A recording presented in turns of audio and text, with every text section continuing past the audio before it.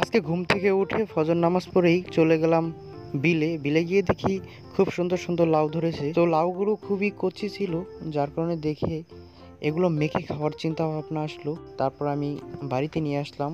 তারপর আমি ধুয়ে ভালোভাবে কেটে নিলাম। কেটে নেওয়ার পর ধনিয়া পাতা নিলাম, তারপর নিলাম মরিচ, তারপর কিছুখানি লবণ দিয়ে দিলাম। তারপর এগুলোকে খুব সুন্দরভাবে মেখে গুঁড়ো করে নিলাম হাত দিয়ে। ভালোভাবে গুঁড়ো হলে এরপর আমরা দেব ধনিয়া পাতা এবং এরপর দেব তেঁতুল, এবং এগুলো সব কিছু একসাথে মিশিয়ে আমরা ভালোভাবে মেখে নেব। ভালোভাবে মেখে নেওয়া সম্পন্ন হলে এরপর আমরা কাটা লাউগুলো এখানে দিয়ে ভালোভাবে মিশিয়ে নিব। হাতের সাহায্যে এগুলো খুব সুন্দরভাবে ভালোভাবে মেশাতে হবে।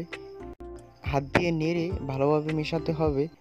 মেশানোর শেষে ভাই, এটার কালার যতটা সুন্দর না দেখা যাচ্ছে, এর চেয়েও বেশি সুন্দর খেতে।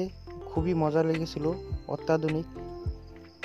খাওয়ার পর সেই লেগেছিল ভাই, অসাধারণ। আর খুবই খুবই ঝাল ছিল। ভালো থাকবেন, সুস্থ থাকবেন, আর দেখা হবে নেক্সট কোনো ভিডিওতে।